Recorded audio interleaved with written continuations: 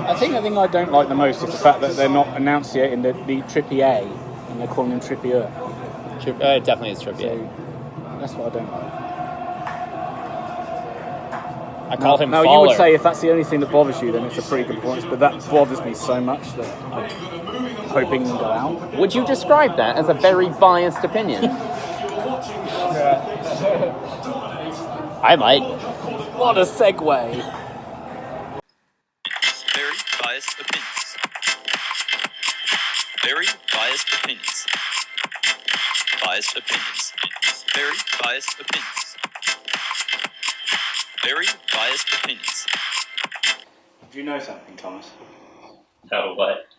I actually started to think football might be coming home. Football's coming home! Are you going to sing the proper version this time? No. What was the version you sung the other? It's coming home. It's coming home. I just got really excited. Tell the world that it's coming home. It's that weird. There's a weird song. It's like, I'm coming home, I'm coming home. Tell the world I'm coming home. And I was just like, I don't know what happened there. I just zoned into it and I was like, started doing it. And I think the crowd liked it. Welcome back, everybody. Today we're going to be talking about England beating Sweden in the quarterfinals. Woo! We're going to the semis, baby! Unbelievable we're going to the Glory be! semis. Oh, Lord! Before you start turning into Foghorn Leghorn, how easy was that? Oh my win? God. That was honestly the most boring match we played the entire tournament. Boring as in, well, Routine. great, The most but routine. routine game we played. At no one point did it feel like we weren't going to win that. Did it? I don't think it did. I felt we felt in control the whole The game. entire match. I mean, the times they threatened, I can think of two really good chances. Two great saves from Pickford. One from a header and one a really good move where they did cut us open. Yeah. But England. No. All over. And Like a rash. I hate to say it, but I think me and Tom have been pretty accurate so far. We've We've been correct. The Colombia game was a lot harder despite what the media decided to tell us would happen in the Sweden match. We gave England a lot of shit after the Belgium game for picking this route. But Yeah. it has worked out for them. It has. And I think that Southgate deserves a lot of credit. He does. Regardless of who you play, getting to a semi-final is a fantastic achievement. It is. I mean, it almost all completely blew up in his face in the quarterfinal. It did.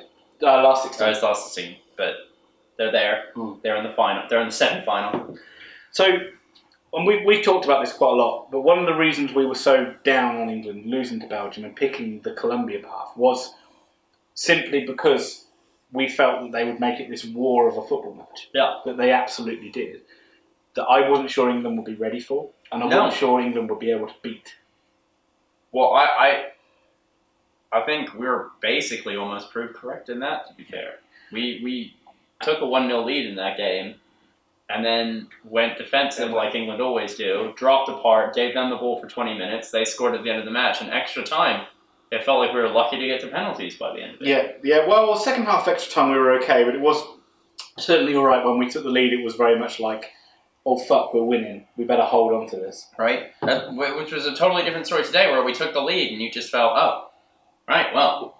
We should be beating this team. We are beating this team. I was surprised at the way the media talked about each game. Yeah. They talked about Colombia as if it should be a walk in the park. Which is mad. And they talked about this game as if they're the hardest team we're ever going to play. That's nuts. And I saw it as being almost like a World Cup qualifier, where you're playing the second-ranked team in your group. Yeah. And they're going to be hard, they're going to be stubborn, but you should overall beat them. And we did. Well, yeah, we beat them. We beat them handily. Talking about the goals, the first one, set piece, Kelsa Paris, we scored a goal out of set piece. Very good at that. First one of the tournament, isn't it? We scored Yes, set the piece. first one. We've had no penalties or corners yet. No, but it was an easy ball in the box. Harry Maguire's wide open, heads it in, 1-0. And then the second goal, my God, I think we'd attacked like 3 times at that point in a row and gotten nothing out of We it. finally had a cross that beat the first man. Finally, Lingard put a peach of a ball in, and Dele Alli was wide open from 3 feet out and couldn't miss, and still hit it at the goalkeeper. But it was so close it went through the goal. Oh yeah, it didn't matter. Shoot! Come on, boys. Go on, Ashers. Yeah, that's right. Oh, first man. That's the third man. So we still got to Go on. Quality. Go on.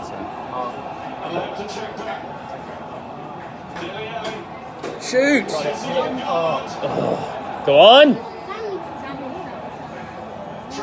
Oh, for God's sake. Yeah! Come on! Yeah!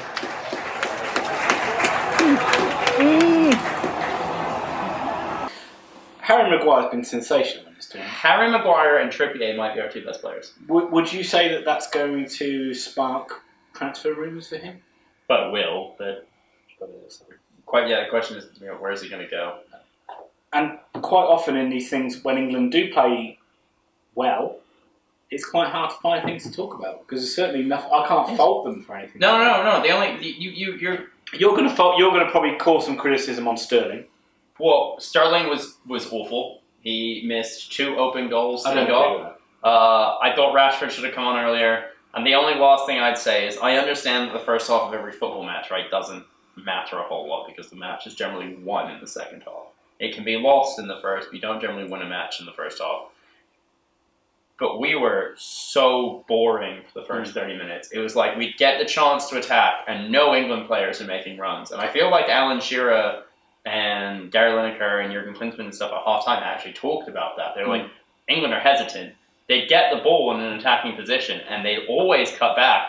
And the camera's quite panned out. No one's making a run forward. We didn't make any runs, and I would just like to see us making those runs, because against Croatia or Russia, we're going to need to make those runs. And if somehow, in some mad way, we make our first final in 52 years, I'd really like to see England attack the goal, not decide that the match is going to be played out between our centre backs. Well, I'm just going to counter to your argument. I'm just going to say you did talk a lot at the start of the game saying England play the first half not to lose rather than to go and win. But the times we did get in behind were Sterling getting those runs in behind.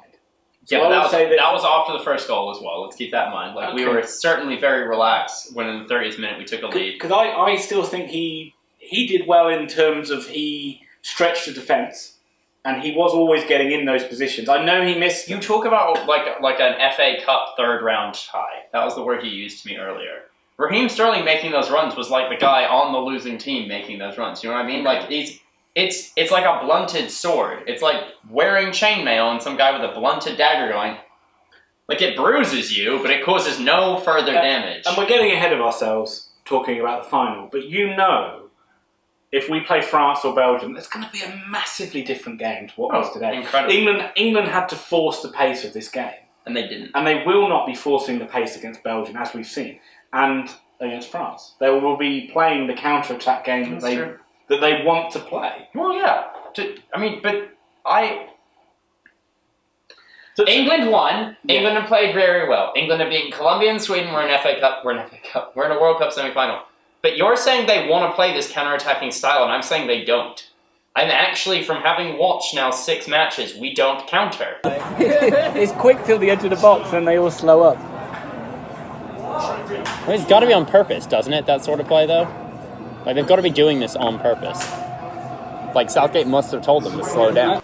We specifically slow play down every chance we get, every time. Because we haven't played anyone that pushes onto us. We could have played. We could have attacked. But we haven't played. We played like that way against Panama. The counter-attack is set up for them to come onto us, and then we break up the play and counter quickly. There were multiple times we had the ability to overrun the Swedish defense. I will agree with that. We got to the edge of their box, and then we took a check back. Every single time. It was like the 20th minute when I was loud. But I kept shouting. It's like, it'd go to Ashley Young on the left, he'd go 10 feet forward, then pass it back. They'd swing it round the back free, give it to Trippier. Trippier would come forward, play it to Henderson. Henderson would instantly one-touch it back, and you were sat there and you were like...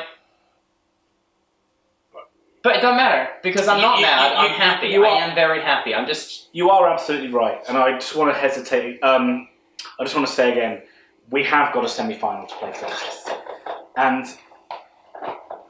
Well, obviously, I guess we'd rather play Russia than we'd rather play Croatia. I believe so. But do you think we can beat either one of those sides? I think we can beat both of them. I think so too. I think we're the better team, and I'm still confused why Harry Kane isn't our striker. I'm still confused why Raheem Sterling's our striker. That's one thing that's really pissing me off, is the fact we're getting into wide areas and we're not seeing the bodies in the box. I'd just like to introduce our resident technical expert, Theodore Harden, who's going to come in and give us a couple of quick words. Theo, please come in. What the fuck is this? Come in. Come stand here. This is Theodore Harden. He's our resident technical expert of football and all things football. Who is this? It's Theodore Harden. Unnamed gentleman, you may want to just duck down a little bit more to be shot a little bit better. There we go. If you're a neutral, like how I was for France Uruguay, you are just thinking this is like a run-of-the-mill, easy 2-0 win. That's what it's felt like. Even as an England supporter, this felt like an easy 2-0 win. How is that possible? Well, for England, it's not. But for any other team. How is that possible? So let's just say talk very quickly. Things we're happy about. I'm happy we won. Of course. I'm happy we controlled the match. Yep. I'm happy that this team seems to have shed the loser shame, Absolutely. whatever thing it is. Absolutely. They've won a game in the 92nd minute. They've won a penalty shootout. They seem very authoritative today. They seem did. like we're gonna, like, an air of we're the better side. We're gonna win this game. Yeah, it seemed almost like when they won, it was a bit like, oh, thank God that's over now because we're bored. Like, it almost, I can't remember, it was Lingard just turned around and went, come on! And then went right back to being placid-faced and walking around, and you were like, they knew they were going to win this. And that I like. I do like it. I'll complain about it, but I like it. I like that too. Very happy. And anything unhappy about? I know we've talked about Sterling, but anything else that concerns you? Or It concerns me that Harry Kane isn't playing as a striker. That really worries me. If we play France, Belgium, any of those teams, a team that have a world-class defence and a world-class midfield, it worries me if Harry Kane is the bloke that's tasked with creating our opportunities. just the hold-up man. Yeah, I would much rather he was on the end of the ball than the one playing it. Okay. But that's not even an issue until the final, and Gareth Southgate's proved himself to be adept and bendable. So we are now down to 5 teams. 5 teams. Because we don't know the result of Croatia-Russia yet. What percentage chance do you give England to win this World Cup? I mean, rationally, you'd say it's at least a 25% chance. Okay. I'd say it's 35% chance of winning the World Cup. And even if we win the semi-final, I think it remains at 35%. That's the only thing I would say. Okay. Do you know what I mean? Like, the chance of us making a final, I put it like 60 or 70%. I never thought I would see the day where we got through to a semi-final and it was so mundane. Yeah. And it feels like we didn't just play a quarter-final of the World Cup. No, it feels like we played a World Cup qualifier. Well, the goals went in, and we're in the bar, and there's like the audible, like, come on, England! And then everyone just kind of sat down and was like, all right, well, get back to this. Let's all have another drink. And it's nuts. It's amazing. Oh, We're in the fucking last 4 of a World Cup. I know, Of a mate. World Cup. I know, mate. Guaranteed. We're guaranteed 2 more matches. Some people didn't think we'd get out of the groups. We're in this one. guaranteed 2 more matches. 2 more. It's unbelievable. Before we end, thank you for following, liking, and subscribing. On Twitter, we're at BiasedVery. On Instagram, we're Very Biased. That was awkward. We're Very Biased Opinions 2018. On Facebook, we're Very Biased Opinions, and you're watching us live, not live, on YouTube as Very Biased Opinions. Thank you. We appreciate everything. And I'm sorry if we do seem a bit flat and a bit mundane, but we are really excited. In a semi-final. I think Shocked it's shock. and delighted. Shock. And well done to Southgate and well done to the England boys. Me and 3 of my mates, we sort of just drove round and followed England's journey through the whole thing. So my friend owns a hotel in Slovakia, and so I flew out to so before the tournament, just be with him for a few days, and we just bought, and he had like a big van, so we just drove around in his van, and we just went to a supermarket and bought, because the beer was so cheap, we bought like 24 cases of beer. Didn't get through them all, unfortunately, but got through quite a few. Don't lie. It was, Don't lie. Camping all the way. Yeah, it was a good laugh. I was sick of camping after a month though. Why do goalkeepers wear different colours to their team? It's a fashion thing mainly. Really? So Yeah. it's not, Just to make it clear Pardon? who they were it's on the not pitch. anything to do with They're men just and they're all really like flaming homosexuals. So They like do. to like really. That's on camera, by the way.